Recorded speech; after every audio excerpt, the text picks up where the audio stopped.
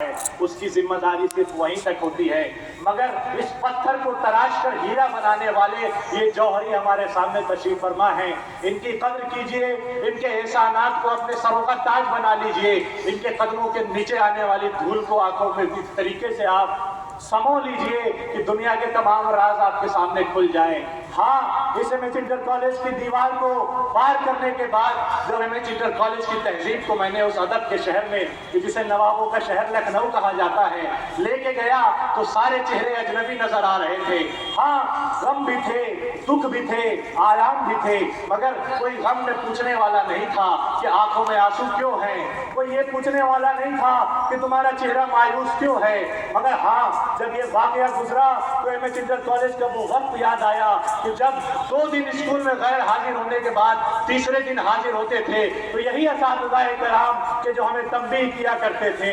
ہمارے شانے پر ہاتھ رکھ کے پوچھا کرتے تھے کوئی پریشانی تو نہیں ہے، کوئی دقت تو نہیں ہے، کس وجہ سے تم 2 دن غیر حاضر تھے۔ ان اساتذہ کرام کا احسان مانیے، اس انٹر کالج میں ایم ایچ انٹر کالج میں پڑھنے والے، اس دور میں تعلیم حاصل کرنے والے یہ طلبہ، یہ طالبات،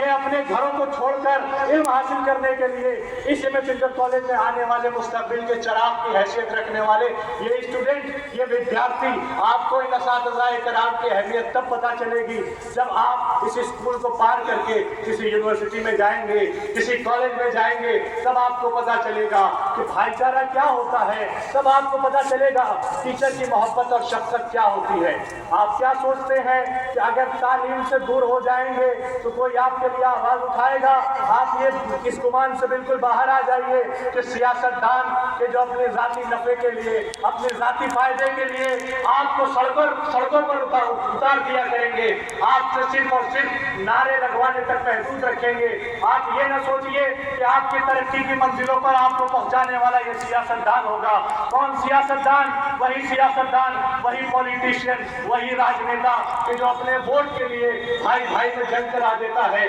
مسلک مسلک کو لڑا دیتا ہے، دھرم سے دھرم کو لڑا دیتا ہے، بھائی کو بہن کا دشمن بنا دیتا ہے۔ یاد رکھیے گا، اس ایم ایچ انٹر کالج میں پڑھنے والے ہمارے چھوٹے بھائی بہن، اساتذہ کرام کا ہمیشہ احترام کیجیے، اس لیے کہ یہ وہی ہیں کہ جو دنیا کی حقیقت کو آپ کے سامنے کھولنے کا کام کرتے ہیں۔ جائیے باہر جا کر دیکھیے مذہب و ملت کے نام پر کیسا تصادم چل رہا ہے، صرف اور صرف اس ہندوستان میں نہیں بلکہ عالمی سطح پر جا کر دیکھ لیجیے، چاہے وہ فلسطین ہو، چاہے یوکرین ہو، چاہے امریکہ ہو، امریکہ میں بھی جا کے دیکھیے کالے گورے کی جنگ آج بھی جاری ہے، بنگلہ دیش میں دھرم کے نام پر آج بھی مارا جا رہا ہے، پاکستان میں مائنورٹی اور میجورٹی کی جنگ آج بھی جاری ہے۔ آپ کیا سوچ رہے ہیں کہ اس جنگ میں آپ کی پشت پناہی کرنے والے یہ سیاستدان ہوں گے؟ نہیں،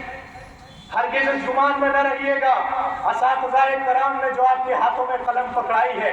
یہ آپ کے لیے تلوار کا کام کرے گی، جو آپ کے ہاتھوں میں کتابیں رکھی گئی ہیں یہ آپ کے لیے سپر کا کام کریں گی۔ بس یاد رکھیے گا، اس قلم کو تب تک چلاتے رہیے کہ جب تک آپ اس حوصلے پر یہ حوصلہ پیدا نہ کر لیں کہ ہاں ہم ان ظالم طاقتوں سے لڑنے کے لائق ہو چکے ہیں۔ یاد رکھیے گا، آپ کی پشت پناہی سر سید احمد خان نے کہا تھا کہ لا علمی مفلسی کی ماں ہے، یعنی جہالت غریبی کو پیدا کرتی ہے، جہالت تمام تر برائیوں کو پیدا کرتی ہے۔ دنیا سمجھ رہی ہے، سیاستدان ہمیں پڑھاتے ہیں کہ ہندو مسلمان کا دشمن ہے، ٹیکا لگانے والا ٹوپی لگانے والے کا دشمن ہے، ہرگز ہرگز نہیں۔ 3 دشمن سب سے بڑے ہیں، سب سے بڑا دشمن جہالت ہے، ایسی جہالت کہ جو بھائی بھائی سے لڑا دیتی ہے، ماں کو بہن سے لڑا دیتی ہے، گھر توڑ دیتی ہے۔ دوسری دشمن، سب سے بڑا دوسرا دشمن ہمارا بے روزگاری ہے۔ یاد رکھیے گا، جب جہالت رہے گی تو ہم اس علم کی راہ میں آگے نہیں بڑھ پائیں گے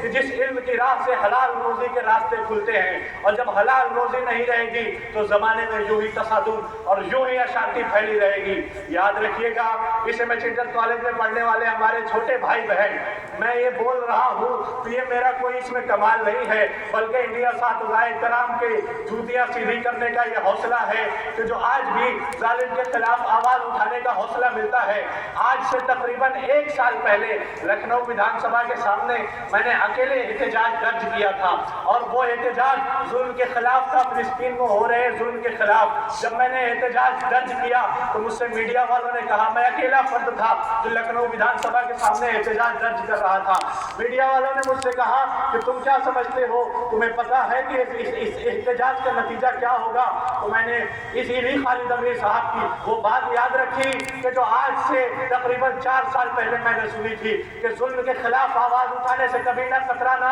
اور سادات سے ہرگز نہ جانا. جنگ میں کاغذی افراد سے کیا ہوتا ہے, ہمتیں لڑتی ہیں تعداد سے کیا ہوتا ہے. جب مجھے پولیس نے گرفتار کیا اور اس جرم میں گرفتار کیا کہ میں نے فلسطینیوں کے لیے آواز اٹھائی ہے, مجھے جب پولیس کی گاڑی میں بٹھایا گیا تو مجھ سے پوچھا گیا کس شہر سے تمہارا تعلق ہے, تو میں نے بتایا ویر عبدالحمید کی دھرتی, وہی دھرتی کہ جس دھرتی پہ پیدا ہونے والا بچہ جس کے آنکھوں میں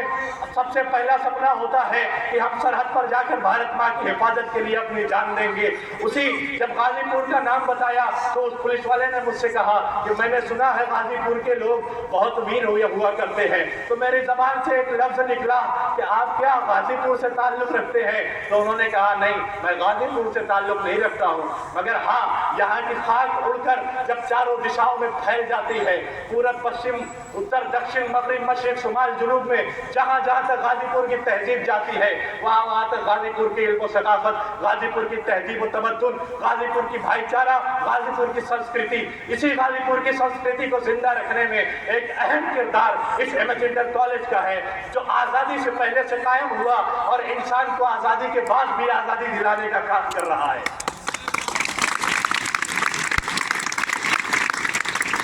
محترم ڈاکٹر لعین احمد صدیقی صاحب کے احسانات ہمارے سروں پر ہے. جتنے اساتذہ کرام یہاں موجود ہیں, ہمارے محترم میں جن کا مرید ہوں جناب مرشید صاحب, استاد ہمارے محترم شاہجہاں صاحب اور